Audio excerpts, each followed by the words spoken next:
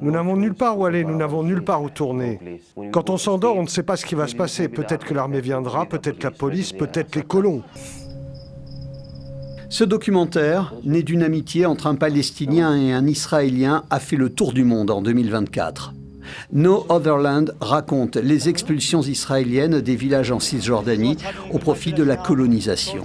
Le film suit sur le terrain un journaliste et 4 jeunes militants. À Hollywood, un Oscar a salué ce travail.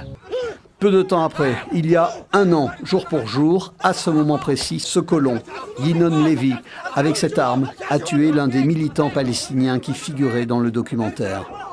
Dans son village, Doum al-Raïr, ses proches pleurent la dépouille de celui qui était devenu un porte-voix de leur cause. Aouda Mohamed Katalin était issu de ce hameau sur les collines, un endroit déclaré zone militaire par Israël. 1 an plus tard, dans ce village de Doum al-Raïr, apparemment, rien n'a changé. Mais du point de vue du frère d'Aouda Mohamed Katalin, la situation est devenue plus oppressante encore. En 1 an, les colons israéliens se sont encore approchés. Sa communauté bédouine est désormais menacée par l'installation de nouvelles caravanes où vivent des familles israéliennes. Les colons ont bloqué les routes, restreint l'accès aux terres agricoles, au bétail, à l'eau et à l'énergie solaire.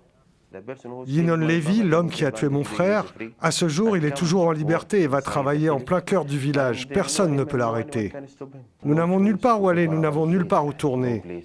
Quand on s'endort, on ne sait pas ce qui va se passer. Peut-être que l'armée viendra, peut-être la police, peut-être les colons. Le chef du village, régulièrement, fait face aux colons. Et là encore, la tension monte. Cette fois, les colons font demi-tour, mais ils filment. Une manière de plus d'entretenir la pression.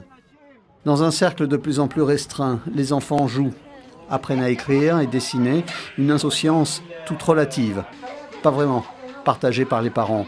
Pour eux, la perspective d'un départ forcé se rapproche, comme la présence de ces drapeaux, désormais plantés dans leur jardin.